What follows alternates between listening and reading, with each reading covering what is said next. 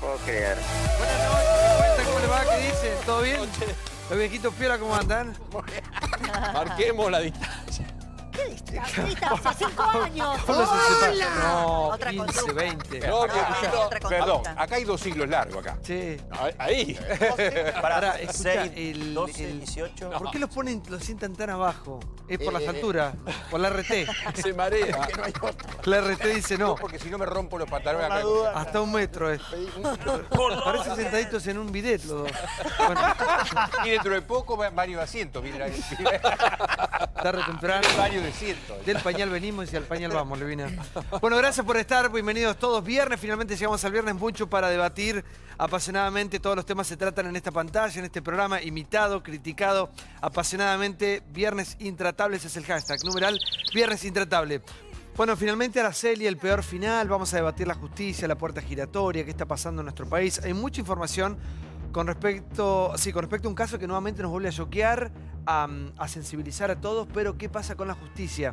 Ha vuelto al programa después de mucho tiempo Ivo Kutsarida. Buenas noches, Ivo. Muchas gracias. Hace buenas mucho que noches no a todos. venías. Hacía muchísimo tiempo, sí. Desde aquellos polémicos hechos y tu candidatura 3 también. años atrás me mandé un monólogo acá de 20 minutos que tiene muchísimo que ver con todo lo que está pasando. Bueno, y fuiste candidato también. Sí. Fui, Con sí, Rodríguez. sí. Con Rodríguez A. Con Rodríguez A. ¿Seguís haciendo política con él? Sigo aprendiendo con él. Sigo Aprendiendo. aprendiendo con él en el equipo técnico, en el Senado. Es un privilegio. ¿Con cuál estar. estás de los dos? Porque hay uno que es más místico que el otro. Adolfo. Yo estoy con Adolfo, con el senador.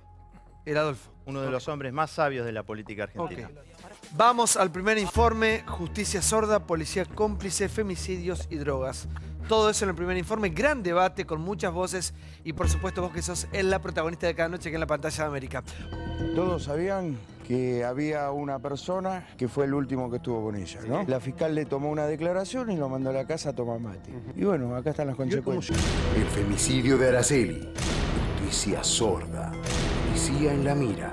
En Argentina falla la prevención y el control que provocan que una chica desaparezca. Pero también falla la justicia y la policía con la investigación posterior. Casi un mes de búsqueda. Dejó al principal sospechoso prófugo después de haber declarado 3 veces en la fiscalía. Y a 3 policías separados de la fuerza. La familia de Araceli, desamparada.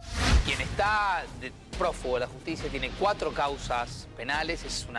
Es un lugar que ya habían ido en algún momento. La policía no llegó, llegó mi hijo que se le puso que tenía que haber algo ahí, bueno.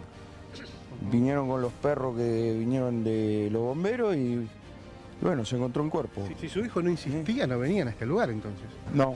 Carlos Damián Casal es el dueño del corralón donde trabajaba el prófugo. Este hombre que tiene antecedentes por los secuestros de Ramón Riquelme y de Patricia Nine. Falta una policía autónoma, judicial, que pueda trabajar casos sensibles codo a codo con los jueces y con los fiscales. El sistema judicial argentino tiene un problema de fondo muy profundo. Tiene un problema, cierto sesgo ideológico que durante los últimos años se exacerbó, que tiene que ver con mirar al victimario y olvidarse de la víctima. No tenemos que dejar en manos de los jueces la posibilidad de dictar la libertad o no. ¿Sabe cuántos Presos con libertad anticipada. con libertad condicional hay en la provincia de Buenos Aires? 15.000. Da la impresión que hay una política vindicativa demagógica que no hay que soltar ningún preso. Hay una presión, el juez tiene temor de disponer una libertad. Suelta un tipo que libró un cheque sin previsión de fondos, llega a la casa, mata al vecino, mata a la mujer, bueno, y el juez porque lo soltó.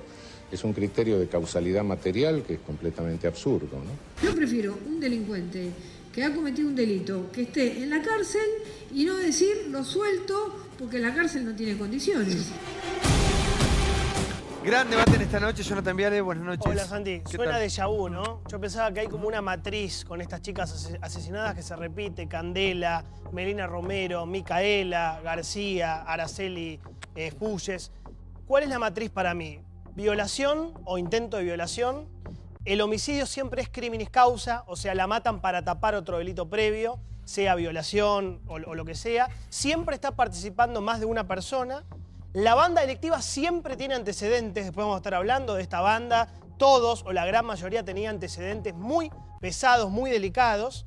Las chicas asesinadas son de hogares marginales, humildes, ¿no? Hay mucho ajuste de cuentas, venta de paco en el medio.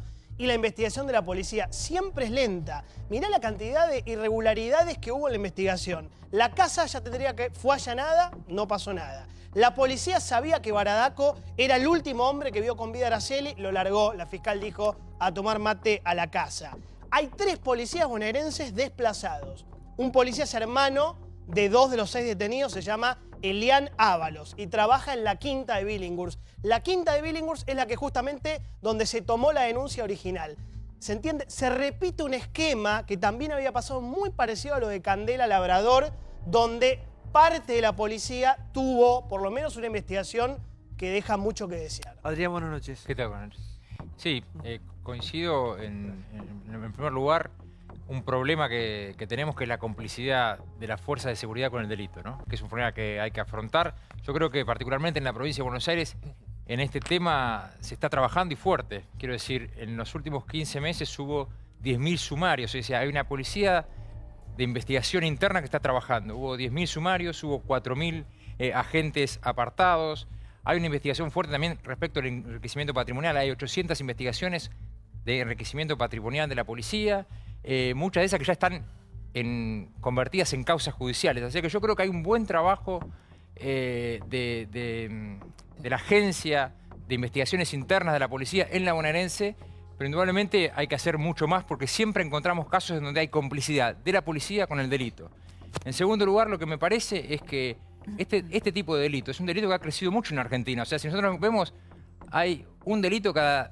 en el último mes hubo un delito por día, un femicidio por día. O sea, entre el año 2008 y 2015 hubo 2.094 femicidios. Son tasas muy altas que requieren una capacitación de las fuerzas de seguridad y también de los funcionarios judiciales. Porque acá lo insólito es que la fiscal dejó trabajar en el caso a policías que terminaban siendo cómplices, que siempre pensó que la hipótesis nunca era ni el secuestro ni el homicidio. Entonces, yo creo que hay que trabajar en la pata vinculada a las fuerzas de seguridad fuertemente.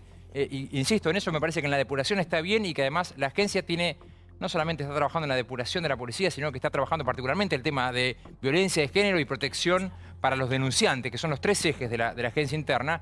Y hay que trabajar el tema femicidio con el Poder Judicial, que indudablemente tiene una deuda enorme, ¿no? Hay muchas aristas tiene este tema, es un tema muy delicado.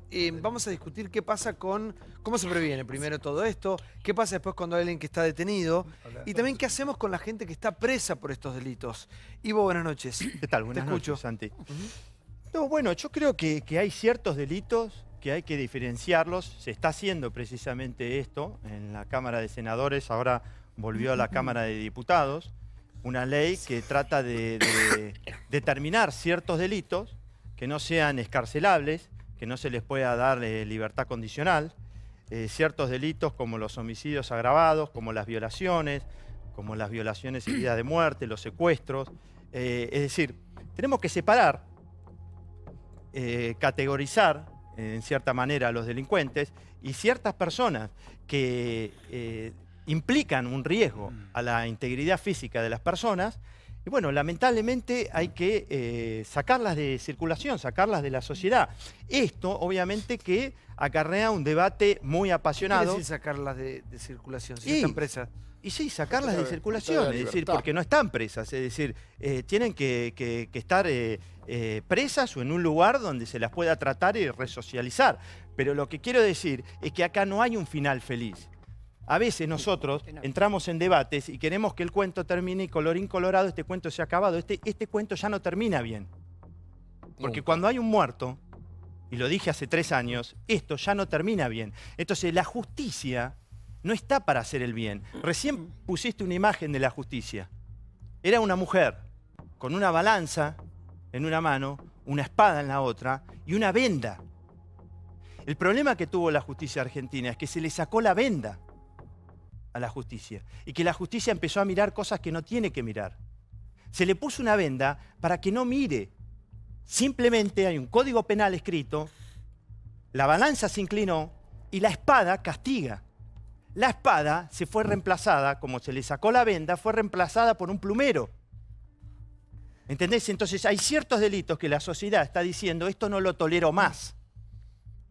Esta persona hay que neutralizarla, sacarla de la sociedad. Cuando yo dije los que salen a matar o terminan muertos o presos, salieron todos a cascotearme. Y no estaba diciendo otra cosa que lo que está diciendo la sociedad desde hace miles de años. Que si vos salís a matar gente, a violar, flaco, vas a terminar muerto o preso. Porque no hay otra solución para esto. ¿Entendés? Es decir, el Estado tiene que poder... ¿Cuál fue tu dicho en ese momento que causó tanto revuelo? Fue eso. Los que salen a matar o terminan muertos o terminan presos. No, Corta la ¿cómo bocha. era? Corchazo. Dije, los que salen a tirar tiros, y bueno, o terminan con un corchazo o terminan presos. ¿Por qué? Porque la policía es la que todos los... A ver, un minuto. ¿Cómo? Alicia es psicóloga clínica, sí, le escucho, por favor.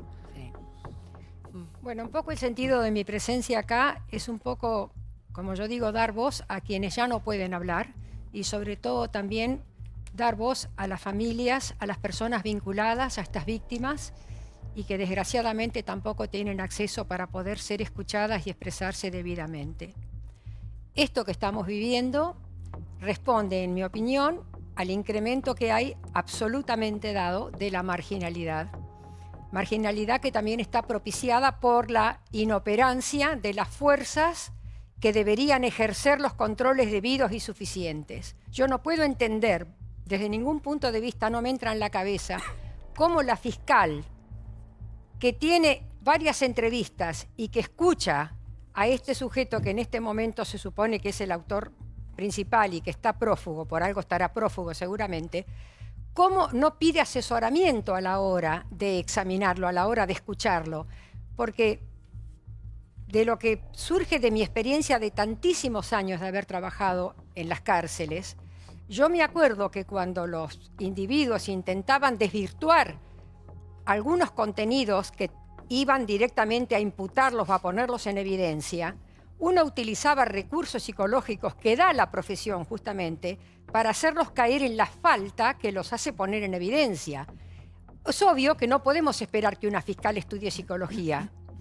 Creo que debería estudiar un poco de psicología, sobre todo mucha gente que trabaja en el ámbito judicial y que tiene la responsabilidad de darle libertad a estos sujetos. El tema que se lo voy a preguntar, ya le he hecho esta pregunta, Alicia, ¿qué pasa con una persona que viola, que abusa? ¿Qué pasa dentro de la cárcel si es posible recuperar a esa persona? Absolutamente no. De mi experiencia de 30 años en las cárceles te digo que absolutamente no. Hay que esperar que cumplan su condena y el día que cumplan su condena saldrán en libertad. Y entonces a partir de ese momento manejarse con un registro que permita individualizarlos y tener una mirada medianamente cercana sobre la conducción en sociedad de ese individuo. Pero un individuo que ha pasado tantos años con una condena múltiple por 1 o 2 violaciones, ¿qué podés esperar de ese sujeto? Ese sujeto es objeto de una perversión, tiene un trastorno psicológico muy severo, que jamás se puede corregir en el ámbito carcelario. No se puede corregir afuera, mucho menos ahí adentro. Está el doctor Potzay, que es abogado abolicionista. Buenas noches. ¿Qué tal? ¿Cómo estás? Lo primero que me gustaría decir, a propósito de las discusiones que se suelen dar en los medios de comunicación alrededor del abolicionismo, es que el abolicionismo no es una postura mayoritaria. Es totalmente falso eso que dicen de que la mayoría de los jueces son abolicionistas, y es todavía más falso eso que dicen de que en la UBA, por ejemplo, la mayoría de los cursos son abolicionistas. Yo soy profesor de la Universidad de Buenos Aires, circulo por los pasillos de la UBA, conozco a todos los profesores de Derecho Penal, Criminología, etc. Y te puedo decir que la única cátedra que promueve abiertamente esta corriente ideológica es la nuestra. Es una sola cátedra de las cientos que hay en la Universidad de Buenos Aires que habla específicamente de abolicionismo. Y no estrictamente del abolicionismo penal, porque el abolicionismo penal también es una simplificación. Hablar de la abolición del sistema penal o de la cárcel como si estas estructuras fueran insulares es reducir la discusión. Nosotros planteamos la abolición de la cultura represiva.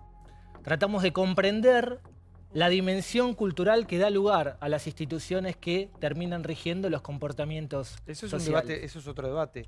¿Es cómo evitar que una persona llegue a delinquir o cómo evitar no, es simplemente incorporarle complejidad al debate. Es simplemente saber que sí existe una matriz, como decía Jonathan Viale, para visualizar esta problemática, pero que lejos de ser una matriz superficial, la tenemos que buscar en una cultura milenaria. ¿Y cuando se cometió el delito? Esa cultura milenaria, porque me gustaría incorporar este margen. Yo entiendo tus urgencias periodísticas y entiendo el debate. Somos muchos, por eso, sí. No, bueno, sí. Yo fui invitado para dar mi postura. Y mi postura es que el abordaje que tenemos que hacer es cultural. Y si querés comprender por qué están violando una mujer cada 24 horas, lo primero que tenés que hacer es leer la Biblia. Leer la Biblia, el libro sagrado del pueblo de Dios, que fomenta la misoginia desde el primer versículo, que dice: serás sometida, sentirás atracción por tu marido y él te dominará. Génesis. Y que fomenta en sus versículos posteriores un sinnúmero de violaciones y alienta la violencia, y alienta el terrorismo, y alienta la segregación, y alienta la otredad. ¿Querés comprender la cultura represiva? Lee los discursos helénico-platónicos, léelo a Platón, lee la República. ¿Y qué le decís a los padres de la víctima, los padres de Araceli? Que no caigan en la simplificación del discurso punitivo, que no crean que el sistema penal, que es una estructura demencialmente patriarcal, va a aportar una solución. El sistema penal no aporta ninguna solución, ninguna, y nunca la aportó desde sus orígenes institucionales en el siglo XIII y de sus orígenes más remotos hace 2500 años. ¿Por qué? Porque es precisamente esa violencia, esa inseguridad que nos preocupa a todos la que es potenciada por esas instituciones. En consecuencia, si querés apagar un incendio, no recurras a la nafta. Ese es el planteo. ¿Quieren discutir cuestiones específicas? Y hablemos de víctima y victimario, en este caso. El sistema penal las deja fuera. ¿Vos sabías que cuando surgió el sistema penal se apropió del conflicto privado? Y que la víctima deja de ser un sujeto interesante para la estructura judicial. ¿Vos sabías que la víctima no es parte del proceso judicial? Doctora. Sí, está hablando de la ordalía o juicio de Dios, que es previo al sistema del Estado de Derecho que conocemos. Me parece muy interesante. No, estoy hablando del Estado de Derecho. Estoy hablando del contexto del Estado de Derecho y de la lógica inquisitiva que incluso sobrevive en la contemporaneidad. No, pero eso que te digo, de lo que vos hablabas, para que la gente entienda que es una discusión jurídico-filosófica, que antes el conflicto por eso, años, era el conflicto entre víctima y victimario, y se batían a duelo, digamos, y de alguna manera pero le haría bien incorporar estos matices. Yo estoy viendo televisión y lo único que hacen es reducir el debate a la nada misma. Pero lo que te digo es... Al parche legislativo, los políticos discuten, los representantes... Y las mujeres mueren. Las mujeres mueren porque está alentado culturalmente por algo que se llama patriarcado, algo que se llama misoginia. Esto hay que complejizar, esto hay que discutir. ¿Vos creés que con un sistema penal misógino y patriarcal vas a solucionar las consecuencias misóginas y patriarcales? No va a alcanzar. Un problema. Pero tenemos que empezar. Pero yo no tengo dudas quién es víctima y quién es victimario. Si esto es a ver si María, sí.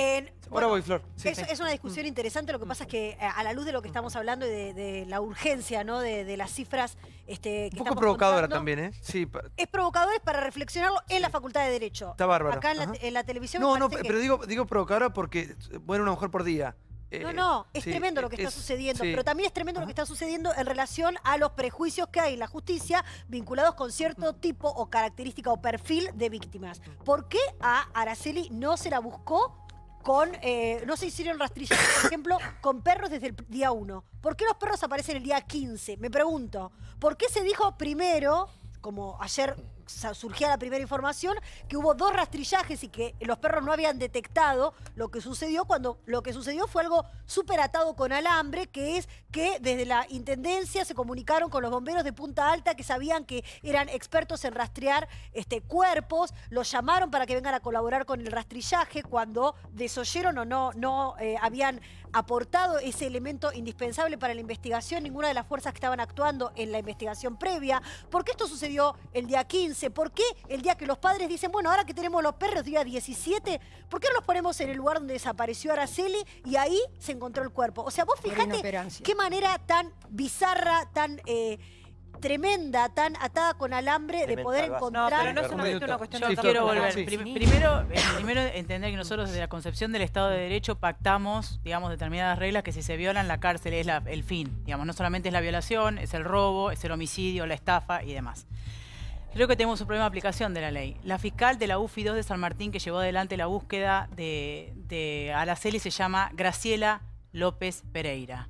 El fiscal general de San Martín, que se llama Gabriel Lapargo, en este momento tendría que estar pidiendo él mismo el jury de esa fiscal.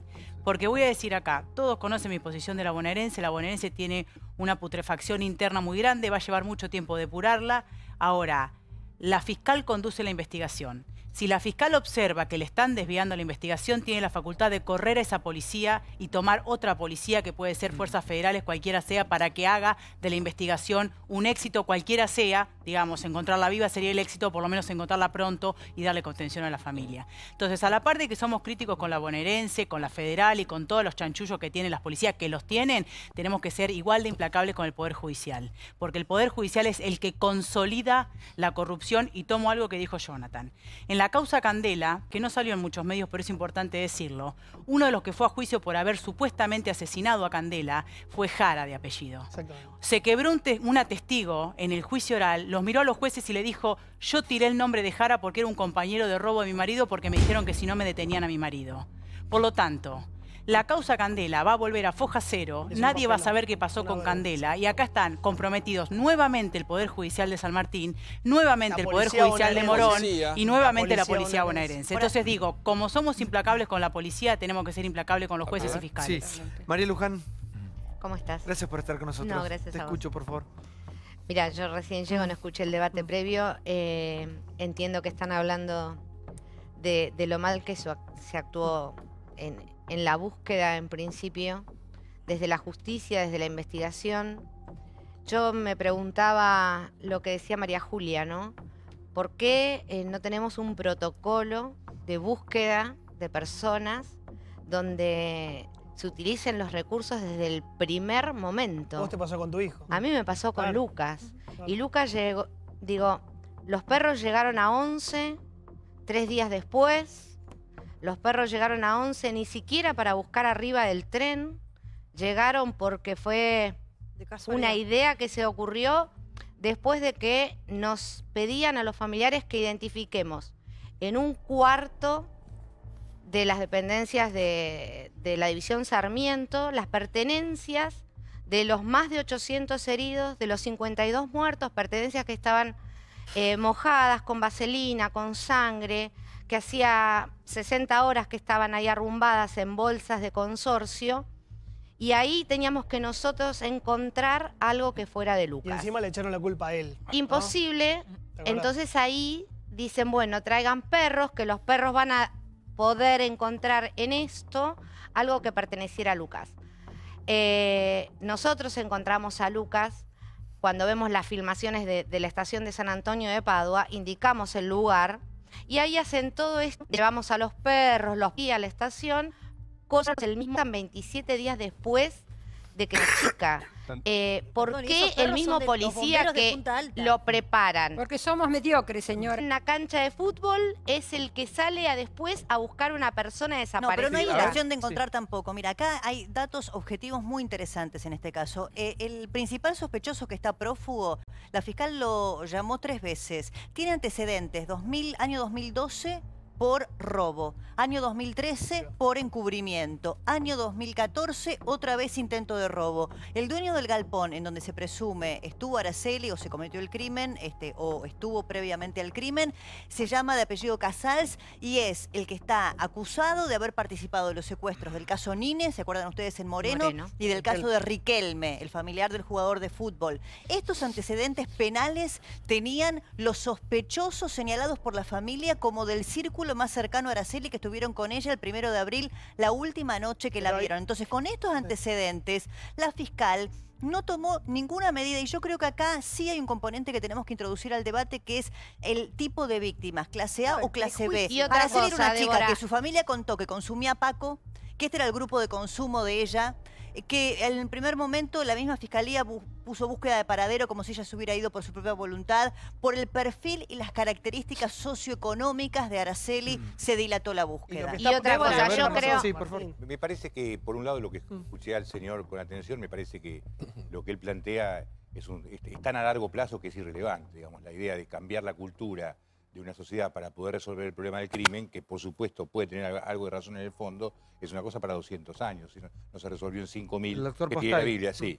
La realidad es que hay ciertas cosas que hay que hacerlas hoy. El problema más serio es que vos no podés resolver los problemas de corrupción con personajes corruptos a cargo de la resolución, y tampoco podés combatir el delito con una policía que es naturaleza básica, es delictiva. La otra vez hubo una discusión acá, se enojaron conmigo cuando yo dije que es muy difícil llegar a ser comisario de la Policía Federal si no tenés un cierto nivel de corrupción, o por lo menos un nivel de tolerancia con la corrupción, porque la vez al lado tuyo se licitan las comisarías. Eso todavía pasa. Es decir, vos para poder ser comisario de la primera tenés que poner $2 millones. Entonces no hay manera de que esa gente salga a combatir el delito. Un delincuente no puede combatir el delito. Y hasta que eso no se resuelva, todo lo que estamos hablando no sirve para nada. Santi, un dato que da Gabriel muy importante. Acá hay 3 policías apartados. Y hay que decir que en el año 2017 el caso se resuelve porque hay un perro, los perros son incorruptibles, llamado Halcón, que detecta que está Araceli, porque si no, no se descubría. Y además pido que tratemos con mucha prudencia, porque hoy con escuchar el testimonio de la mamá, cuando cuenta lo que le hacen a su hija y cuando le ponen cal para destruirla, hay que ponerse en esos zapatos cuando entramos en este tipo de debates tan particulares, porque hay familias condenadas a diario en la Argentina. Pero hoy un perro resuelve lo que no supo resolver. Una fiscal que vio 3 veces a este señor Badaraco, que hoy está prófugo, y no intuyó nada la fiscal. Pero perdón, no, nada raro. Sí, para que lo nombran así. Nada raro. Es decir, está bien que reconozcan la importancia de la problemática cultural, y está mal, por decirlo de alguna forma, que la subestimen y que la posterguen como si lo único que importara fuera lo urgente en detrimento de precisamente lo importante. El sistema penal, que es la demanda colectiva, violó, masacró, asesinó muchas más mujeres que la suma de todos los femicidas juntos. ¿Quieren hablar de cadáveres? ¿Les gusta el amarillismo y quieren llenar de sangre la pantalla? Hablemos de cadáveres. No me voy a hacer cargo de... No, hablemos de cadáveres. Hablemos de cadáveres. No, por respeto a los familiares de la chica que estamos sacando. Pero el sistema penal es lo que genera los cadáveres. A ver, sí, por favor, Johnny. Yo quería ir a un tema delicado que tiene que ver con la marginalidad, que es lo que planteaba la doctora, que me parece central. San Martín es una zona donde se mezcla, Santiago, absolutamente todo.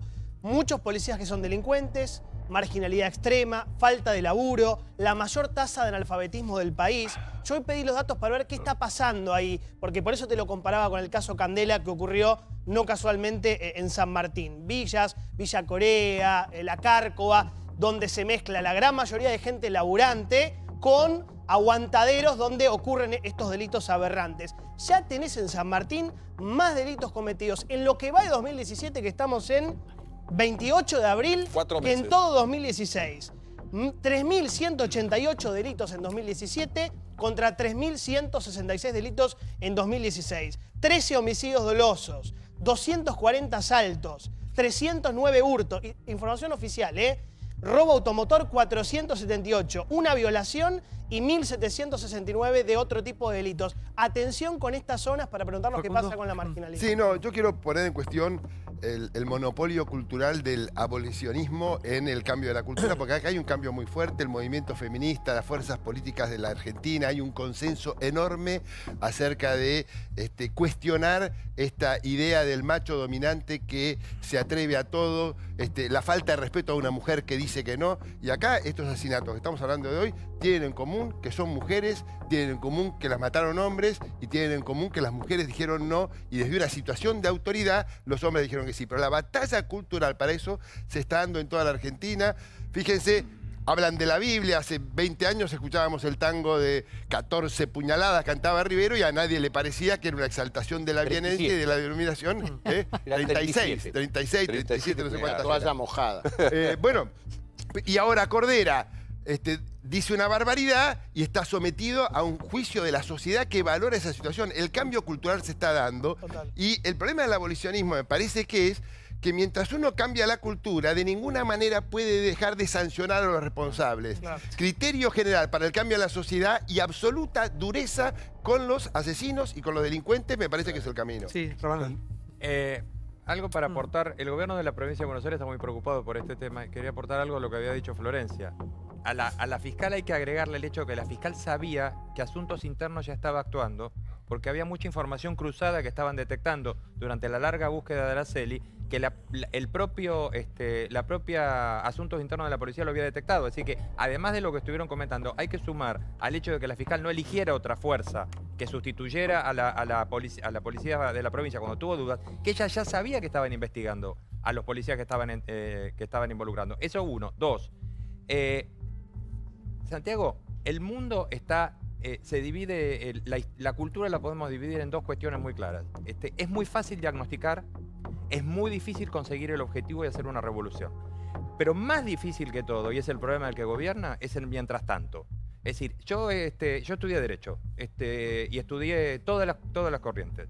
Es fabuloso plantear los problemas de orígenes, y es cierto que el derecho penal ha masacrado en el mundo a mucha gente. Es cierto que, como decía Facundito, hay un horizonte por delante para llevar adelante un cambio cultural muy importante. Ahora, ¿sabés quién sabe gobernar? El que te soluciona el tema mientras tanto. El problema es el mientras tanto. Santi, déjame agregar algo a lo que dijo Jonathan. San Martín es el centro de distribución de cocaína de la Argentina, entre otras drogas. San Martín tiene hoy un problema grave. Acaban de matar hace 2 días a un policía federal que estaba infiltrado en una banda en el barrio Loyola. El barrio Loyola es la frontera que está yendo para lo que es Vicente López. O sea que hay un problema grave en la parte de Villa Martelli y de Vicente López. Adrián te lo puede decir que es de ahí, digamos, respecto a los soldados, a los narcos, al corrimiento. Hay un problema grave de narcotráfico. Hay soldaditos. Sí, doctor, ahí. por favor. ¿Qué tal, Santiago? Yo escucho estas cosas y la verdad que es espeluznante. Yo fui director general, como vos sabés, en el Ministerio de Seguridad de la Provincia de Buenos Aires 4 años.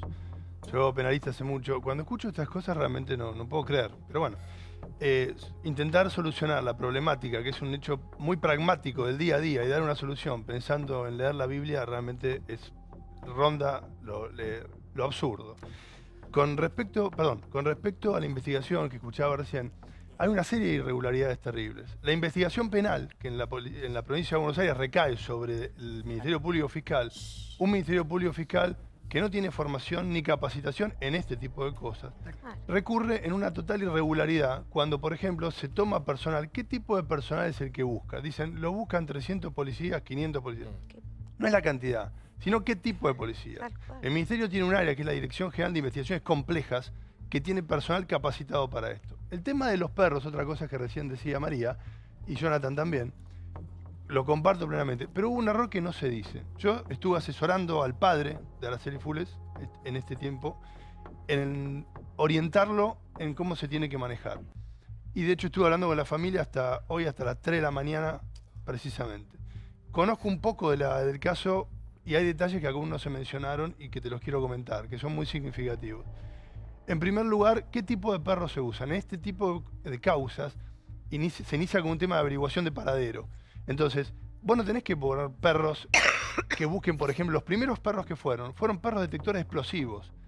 La unidad canina, K19, que es la unidad que bajó después, en el último allanamiento, que fue el que permite encontrarlo, son perros detectores de personas. Porque vos estás buscando una persona viva.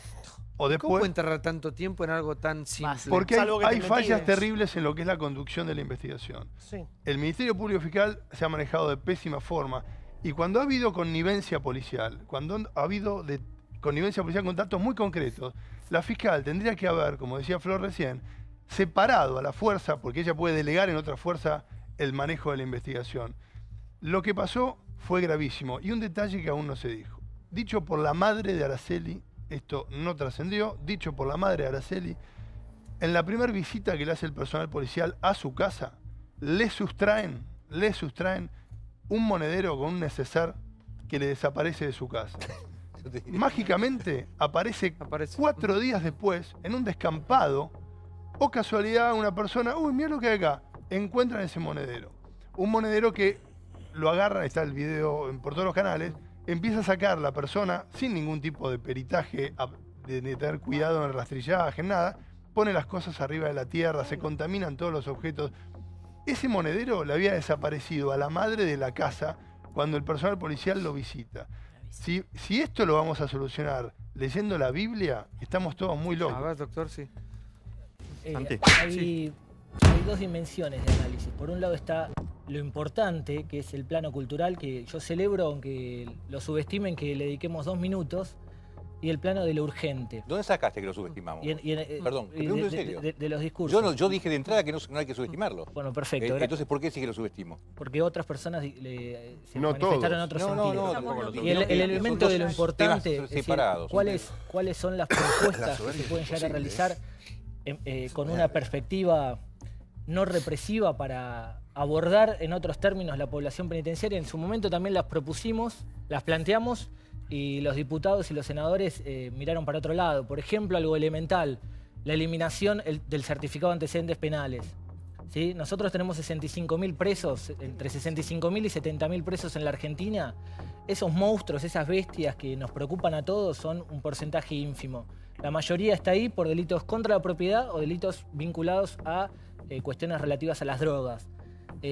Esas personas intentan recuperar la libertad, intentan reinsertarse, por más que yo descreo de ese modelo, pero intentan convivir con cierta normalidad, entre comillas, y no pueden. Porque desde el kiosquero, el veterinario, o quizás hasta este mismo canal de televisión, puede decir, mira, para ser productor, presentá tu certificado de antecedentes penales. Se lo propusimos a los diputados. Llegó hasta el trabajo en comisiones. Obviamente, cuando empezaron a analizar la dimensión de esta transgresión, porque sí es un cambio de paradigma profundo, dijeron mejor recurramos al malo conocido. Sí. Yo lo que quiero decir es que esta es una discusión que... Para otro momento. Sí, que de verdad creo que no es el métier por el cual estamos todos reunidos acá. Yo quiero decir de que todo exceso encubre una falta. Si nosotros en este momento tenemos esta enormidad de casos de femicidio, es porque hay falencias y hay faltas gravísimas que son las que tenemos que atacar desde el punto de vista de la sociedad y desde el punto de vista del sentido humano. No te olvides que hasta hace poco tiempo, vos fíjate el descrédito que tiene la mujer. Hasta hace poco tiempo estaba la figura del avenimiento, ¿o no? Sí. La figura del avenimiento que le permitía a la víctima perdonar una violación. Y el tipo, perdonado, salía en libertad y volvía a violar a la misma víctima y a otra, la hija, la hijastra, bueno. O sea que evidentemente somos mediocres. Acá hay que hacer cambios. No, estoy de acuerdo en lo que dijo el profesor, en que hay presos, gente que podría no estar y habría que meter a otra gente, ¿no? A estos que queremos identificar como seres peligrosos que pueden llegar a matar y violar. Lo que no estoy de acuerdo es en lo que decía sobre la Biblia, porque precisamente la cultura judeo-cristiana está basada en 3 mandatos. No matarás, no violarás y no robarás. Entonces, igual ya si nos vamos a la Biblia, no estamos... pero pará. Porque apenas empezamos a vivir en sociedad... Santi, apenas empezamos a vivir en sociedad, apenas el ser humano empezó a juntarse y a vivir en sociedad, lo primero que tallamos en la piedra fue estas tres cosas no las hagamos. Por favor, Ivo, por este programa pasan muchos pares de víctimas. Yo creo que el Estado les debe una respuesta a ellos. Por eso. Y la justicia se les ríe en la cara. Por eso, bueno, se les ríe en la cara. A mí me lo decís. Todos los casos. Y me da vergüenza cuando viene un padre que ha perdido un familiar porque no hay respuestas. Sí, Toti, por favor. Sí, creo que el tema es demasiado serio y doloroso, digamos, porque esto conmueve a la sociedad y puede ser una oportunidad para discutir las cuestiones de fondo. La metáfora de Vilota sobre el perro lo descubrió porque no era corrupto, que pasó desapercibido, me parece que apunta al fondo de la cuestión. Porque acá lo que se ha instalado en los últimos tiempos es la cultura de la impunidad. Por eso nadie tiene miedo de cometer delitos graves, porque después salen libres, es decir, no se hacen las investigaciones como corresponde, y no tiene que ver solamente con fallas en el sentido estricto de que faltan leyes, sino que tiene que ver cómo proceden cada uno de las personas que están en las distintas instituciones. La policía, todos sabemos en el conurbano, que no investiga. y que tiene datos que muchas veces lo oculta para no investigar porque su relación con algún sector también de la política o de la justicia hace que eso no suceda. ¿Y por qué no investiga? Porque hay corrupción estructural en las instituciones en la Argentina, en la justicia, en la policía, en la política. Y eso fue creando, de alguna manera, esta cultura de la impunidad. Hace poco yo hablaba con un vecino que tengo, que es jubilado de guardia cárcel, y le decía, ¿los delincuentes tienen miedo de estar en la cárcel? Me decía, no, si muchas veces, aún en las condiciones carcelarias que existen, digo que no es un palacio, viven mejor que estando en sus barrios, estando ahí, porque la marginalidad ha llevado a que cada vez haya más delito, pero también la impunidad a que cada vez tenga miedo de la ley. Encabezo en lo que decía Toti, porque coincide y lo había anotado como para comenzar. Estamos todos de acuerdo que hay mafia, corrupción en la policía, en las cárceles, en la justicia y en la política. Digo, qué difícil va a ser salir de esto, ¿no? Porque no tenemos más tiempo, porque no podemos perder más tiempo. ¿Sí? Porque seguimos discutiendo cosas que hace 5 o 3 años pasaron y no trasciende un partido político, trasciende absolutamente todo y no encontramos una solución que a todos nos deje cierta tranquilidad de que podemos vivir mejor. Necesitamos medidas hoy. Yo pensaba, digo, en las cárceles, basta discutir y que haya más cárceles y de mayor calidad y mayor cantidad. Policía con mejor preparación, con mejor pago, con, digo, más capacitados, con una justicia con fallos severos y que se cumplan, con jueces que no liberen a los... Digo, hay una lista enorme de cosas para hacer, pero ¿cuándo vamos a empezar? Porque acá discutimos todos, coincidimos. ¿Y cuándo empezamos? ¿María? No, bueno. No, yo está empezando. Había escuchado a Toti y Toti retomaba lo que decía Vilouta, ¿no? El perro le encuentra porque no es corrupto y adhiero a esto, ¿no? A que la corrupción... tiene acá un papel bastante preponderante, pero yo agregaría, y por la experiencia que a mí me tocó y por escuchar lo poco que pude escuchar hoy a la familia, el perro tampoco es prejuicioso. Claro. El perro busca lo que le dicen que busque, lo que no se encuentra. Y seguramente quienes tenían que buscar, desde la fiscal hasta los policías que estaban en el terreno de investigación, seguramente pensaban que Araceli se fue, que estaría por ahí. Me lo decían a mí. A mí me querían convencer de que mi hijo tenía una vida que yo no conocía, que estaría con una noviecita. Digo, nosotros como familiares tenemos que poner la confianza en algún momento en alguien. Yo no podía revisar el tren, lo hubiera revisado y hubiera encontrado a mi hijo sin duda. Seguramente si cualquiera de los 3 comisarios que hoy están esperando el juicio oral y público por haber cerrado la búsqueda con el cuerpo de Lucas en el tren, hubieran estado buscando al hijo de ellos y no al mío, seguramente también lo habrían encontrado. ¿Y en quién confiarías hoy, María Juan, vos? ¿En la policía, en la justicia, en la política? ¿En quién confías? A veces te ves obligado a confiar, porque la realidad es que hay, digo, yo sé la falta de preparación porque se notaba, ¿no? Y porque hoy se sigue notando la falta de preparación de todos, de la policía, de la fiscal. Digo, una fiscal que pueda generar un perfil, tiene en 3 momentos le está tomando declaración a un tipo que hoy termina prófugo y que se presume, digo, ella tiene que tener la capacidad y si no la tiene ella, tiene que tener gente especializada al momento de tomar las declaraciones para que genere un perfil y le diga, esta persona, digamos, conviene tenerla detenida. Sí, por favor. No, que creo que sabemos que estamos en un gran problema y que la sociedad ha fabricado 13, 14 millones de personas en la marginalidad, en la pobreza espiritual, cultural, material, de todo tipo, que produce todos estos hechos y obviamente tenemos que empezar a escuchar a los políticos que han sabido sacar de la pobreza a la gente, ¿no? Pero... ¿Y a quién sacó de la pobreza a la gente? ¿Qué político? Bueno, fíjate en la provincia de San Luis vas a ver el índice de... Bueno, muchachos, estos son... política con eso, no, es que no estoy haciendo política. Está bien, bueno, en San Luis, hablo a nivel nacional. Bueno, a nivel nacional yo te estoy mostrando gente que ha sabido sacar de la pobreza a la gente y que un pibe que es maestro, que es policía, se ha podido comprar una casa, entonces tiene a su familia junta, entonces puede comer con la familia, entonces todas estas cosas que ustedes quieren que pasen. Quiero decir algo. Pero una persona que por más que no tenga trabajo y la inseguridad tiene un sinnúmero de causas, no descuartiza una persona. Yo coincido. Ahora, no nos olvidemos tampoco de algo que vos dijiste antes, la cantidad de muertes que hay. Todos los días te dicen, no, muere una por día. No, pero midámoslo de otra forma. Yo hago derecho penal y lo veo en otro número. Por cada muerte que hay por día, ¿sabes la cantidad de decenas de mujeres que hay lesionadas?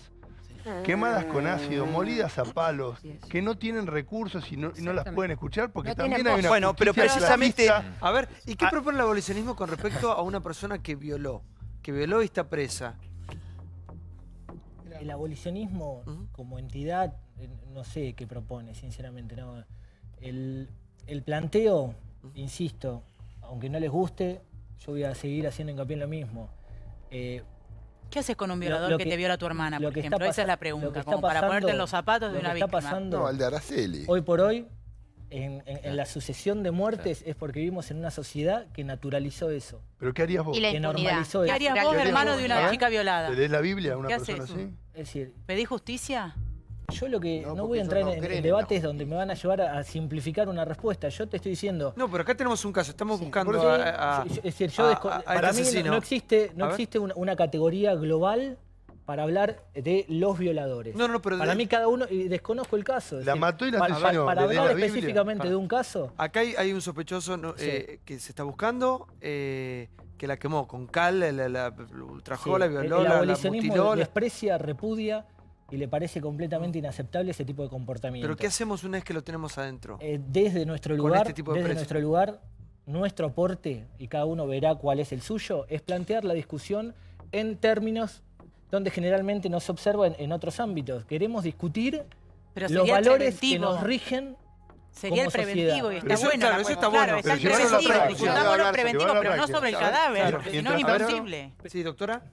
No, lo que digo es que en términos de discusión preventiva, para decir, bueno, de acá para adelante, ¿de qué manera activamos resortes para prevenir esto? Ahora, sobre una muerte y el responsable de la muerte, violador, asesino, ahí, ¿qué haces? ¿Lo decís, bueno, vení, negrito, vamos a conversar a ver qué hacemos? No, digamos, tiene que tener justicia, tiene que estar aislado de la sociedad, porque si no, no hay manera de construir un poco de paz. Dentro de los procesos de transformación cultural hay momentos transicionales, ¿sí? Y cuando vos estás en una transición y tenés pocas herramientas a tu disposición, seguramente vas a tener que recurrir a las herramientas que existen.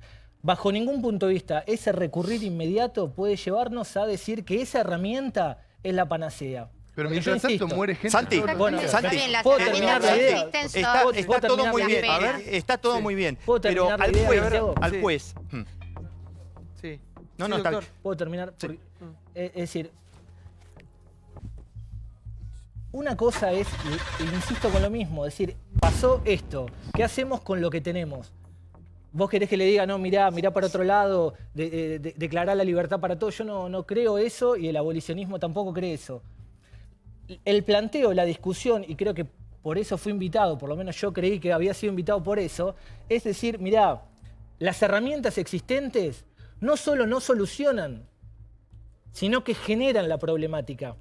La cárcel, la famosa cárcel, genera violencia. La violencia institucional multiplica la violencia social. No. Y ese es el discurso abolicionista.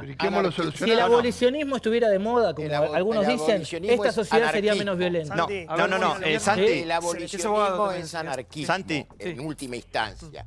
Acá tenemos un problema, es la ley.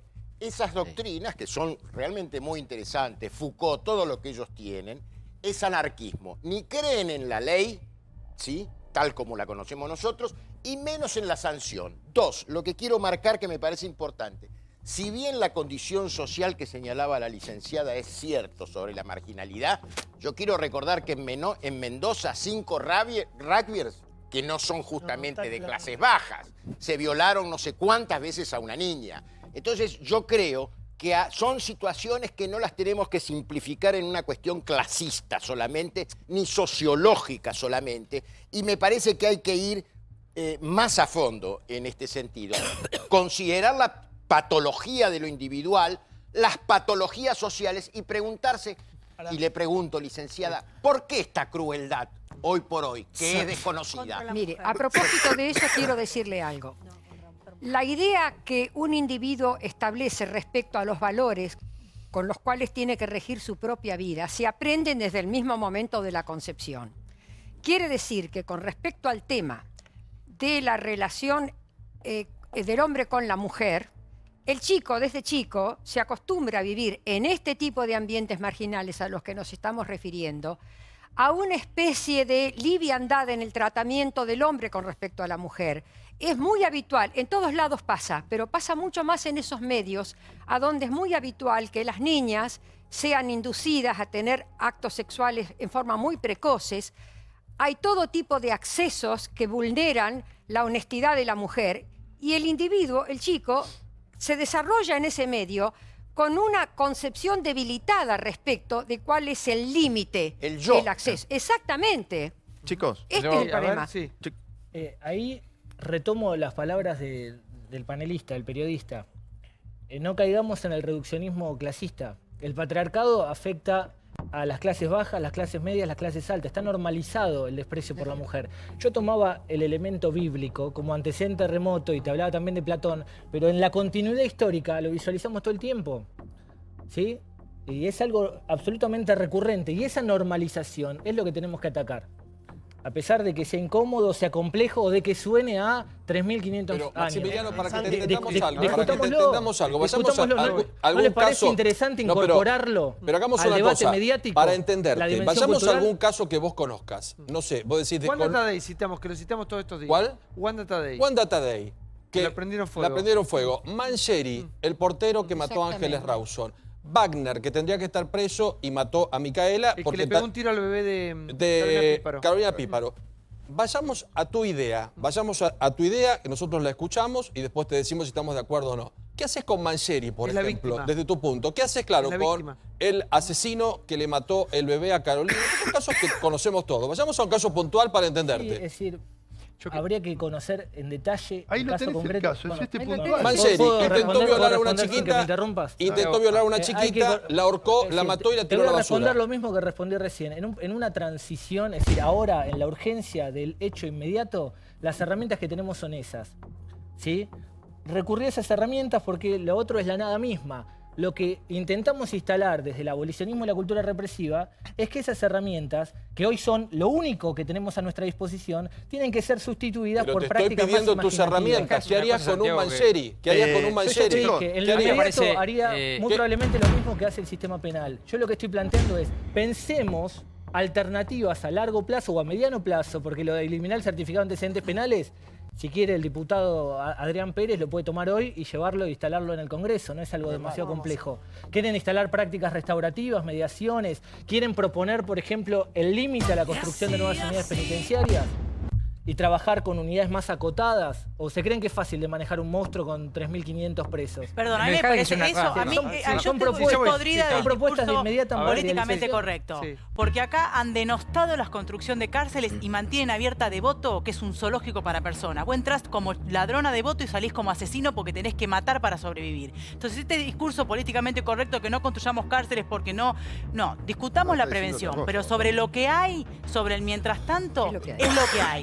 Tenemos que sacar del medio y demostrarle que la ley se aplica para el que viola la ley, porque si no desintegramos el Estado de Derecho. ¿Estás de acuerdo con la eliminación del certificado? No, yo creo que estoy de acuerdo, pero yo también lo busco y que lo busquemos todo a hacer un planteo también de lo cultural. Eso genera violencia. Me parece que hay un problema en la Argentina que es la anomia. O sea, todos de la falta de cumplimiento de la ley. Entonces me parece que la gran cuestión cultural que nosotros tenemos que empezar a trabajar es que la ley se cumpla. Regla número 1, para poder convivir en sociedad, la ley se tiene que cumplir. Y si la ley se tiene que cumplir, lo que la ley dice que cuando alguien viola la ley en un caso de un delito penal, tiene determinadas penas. En los delitos graves, en la pena de privación de la libertad. ¿Y por qué tiene esa pena? Porque se entiende, y esto sí es cierto que está funcionando mal, que esa pena tiene que tender a la resocialización del preso. Eso sí es cierto que no está funcionando. Ahora, una cosa es, si eso no está funcionando, ¿cómo trabajamos para que eso funcione bien? No digamos, eliminemos ese proceso. Porque también hay que decir esto, no está funcionando, pero ojo, hay un enorme nivel de reincidencia. Esto sí. Ahora, en aquellos casos en donde se le incorpora al preso educación, los niveles bajan abruptamente. Si nosotros tenemos un nivel de reincidencia de 50...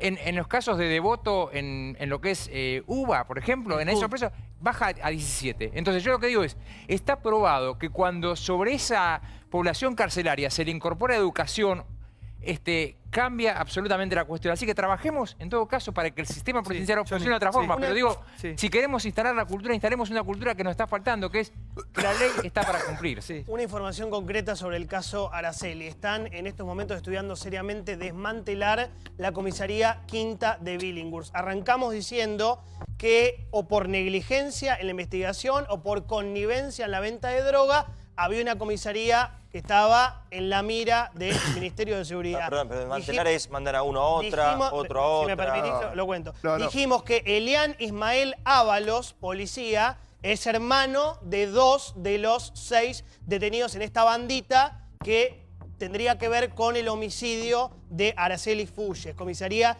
Quinta de Billinghurst. Y si me permitís un dato más, acaba de salir, la UCA publicó una encuesta tremenda sobre los pibes y la droga, por acá se mete, y créeme que cuando se investigue más lo que pasó con Araceli, se van a dar cuenta cómo esta banda que presuntamente asesinó a Araceli tenía mucho que ver con lo que se dice lo tranza, el negocio del narcomenudeo, el narcomenudeo de San Martín. Muy cortito, le preguntan a los pibes hasta 17 años, la UCA, ¿qué pasa con la droga en tu barrio? El 68% dice, la policía conoce dónde están los kioscos de droga en mi barrio. Y esto con lo que decía... En los barrios humildes. En los barrios humildes del conurbano bonaerense, por lo que decía Florencia de San Martín.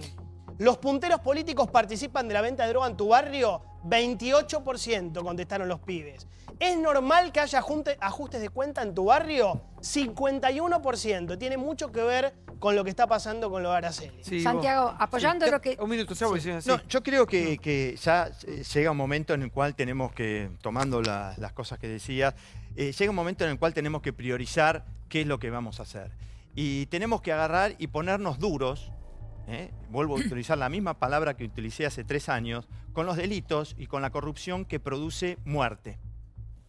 Todas estas cosas a las que estamos hablando, que cada uno va aportando, la corrupción que produce muerte, tenemos que como argentinos, como sociedad, desde lo político, desde lo social, desde todos los puntos de vista, decir esto no lo vamos a tolerar más. No lo vamos a tolerar más en ningún aspecto. ¿Entendés? Entonces, identifiquemos, ya sabemos cuáles son las cosas que producen muerte. La cocaína produce muerte, los robos a mano armada producen muerte, las violaciones producen muerte. Todo lo que produce muerte, empecemos a tener tolerancia cero a esto, porque esto, en contradicción con lo que vos decís, yo pienso que la justicia es la primera educadora. Las sociedades, cuando se empezaron a poner, a empezar a vivir en sociedad y empezaron a dictaminarse las primeras leyes, empezaron a decir, bueno, estas cosas no se pueden hacer. Y empezaron a nombrar jueces para decir, bueno, estas normas vos las tenés que aplicar. Perdón, Ivo, a los jueces los nombra la política. Entonces digo, para que la gente que nos está escuchando vea de qué podemos hacer, lo dijo el doctor Campagnoli, que parece que Campagnoli cuando investigaba a Báez era un buen fiscal y ahora que metió preso a Potoccar resulta que es un mal fiscal, ¿no? Hay que ver la grieta ahí. Pero digo, tomando lo que dice Ivo, a los jueces los nombra la política. Entonces lo que tenemos que hacer como sociedad, o por lo menos quienes tienen esa función, primero es a sancionar la policía judicial para sacar de la órbita de la policía la investigación. Poner a todos los fiscales y a todos los jueces en comisión. Ponerlos en comisión significa mirar en qué situaciones llegaron a los puestos que llegaron, a quién responden y si hubo rosca en el medio o realmente era una persona proba para ese lugar. Y una vez que pasa eso, lo que pasa en el filtro de los buenos quedan, lo que pasa en el filtro de los malos salen. Mientras que el status quo judicial, que lo nombra la política, no hagan una autorreflexión, no hagan un mea culpa de lo que han hecho. Vos podés vociferar, pero no cambia. No, estoy de acuerdo con vos. Estoy de acuerdo que los jueces empiecen y empezar a nombrar tipos con pelotas que apliquen la ley y que cumplan su rol. Al juez no se le pide que sea un sacerdote, se le pide que aplique la ley y por eso la justicia tiene una espada en la mano. La justicia federal, el único que se fue fue Yarvide, ni renunció, ni siquiera lo juzgaron, ni renunció. Digo, los jueces, cuando fallan y liberan a un violador o no cumplen con los determinados pasos procesales para evaluar si está en condiciones o no, ya lo vimos con Axel López, ya lo vimos con el juez del caso García, digo, llegan al Consejo de la Magistratura y la verdad es que también pasan ese filtro. Nos preocupamos acá por el caso de Araceli. Quienes revisaron y encontraron el cadáver y tomaron las primeras pruebas es la policía, es el mismo equipo que hoy fue desafectado, con lo cual tengan ustedes en cuenta qué seguridad se puede tener en esas pruebas. ¿Cuál fue la cadena de custodia? Lo mismo que decías vos con el monedero que fue tirado ahí al azar. Pero eso es una... Perdóname. No, pero digamos, se repite un poco la metodología de no cuidar las primeras pruebas. Hoy la familia, el lunes que viene, la familia de Araceli tiene que buscar un abogado en una situación económica en la que no está capacitada para hacerlo, lo mismo que tantas otras familias. Porque no salió la ley de víctimas. Mientras tanto, la fiscal estuvo un mes pensando que la chica se fue de noviecita con otro muchacho que había desaparecido el mismo día. La familia tiene que ir a confiar en una justicia que ya directamente culpabilizó a la víctima antes de que cualquier otra persona. Coincido plenamente con vos, pero veamos también el contexto del territorial donde se da. San Martín tiene una particularidad muy extraña. Es un territorio copado por el narcotráfico.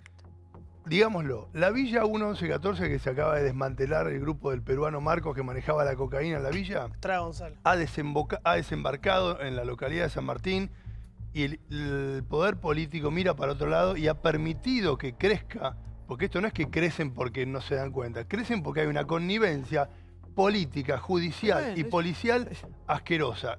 El otro día veíamos cuando buscaban a Araceli, cómo recorrían el territorio de San Martín. Y a nadie le llamaba la atención mientras las cámaras avanzaban, veíamos cómo estaba. Eran autos prendidos fuego, desarmaderos vivientes por todos lados, motos prendidas a fuego por todos lados, casas saqueadas. Periodistas y colegas de ustedes averiguaban con vecinos y le decían, ¿cómo se vive acá? ¿Y cómo se vive? Mirá cómo se vive. Con esto se vive, mostrando armas de fuego. Todo el mundo armado, ante un Estado ausente, Santiago, es una anarquía y no se soluciona con la Biblia o el abolicionismo, que hizo estragos, la doctrina de Zaffaroni hizo estragos en el Poder Judicial, en el Ministerio Público Fiscal, poniéndose siempre del lado de los delincuentes. Tomen pelotas y pónganse del lado de la sociedad. A ver si, doctor. Vuelvo al principio. ¿Existe la teoría de Zaffaroni como tal? Zaffaroni no es abolicionista. ¿No es qué? Zaffaroni tiene una teoría que se denomina agnóstica, que descree el sistema penal, pero le da una función al derecho penal como contención de lo que él denomina el poder punitivo. El abolicionismo es otra cosa. Después, dos elementos más para aportar al debate. No seamos ingenuos en nuestra valoración de la ley. La ley es un instrumento del poder. Las agencias del sistema penal son instrumentos del poder. La policía, la cárcel, el poder judicial. Y un dato más. No seamos ingenuos a la hora de plantear estos discursos punitivos y visualicemos quiénes son los favorecidos con la hiperpunitivización de los debates. El delito es una industria y el delito y la discusión de la seguridad favorece a ciertos sectores políticos y eso también tiene que ser relevante incluso ante días como hoy que son complejos porque estamos todos sensibles por casos que son todos los días igual graves. Sí, a ver, Gaby. Bueno,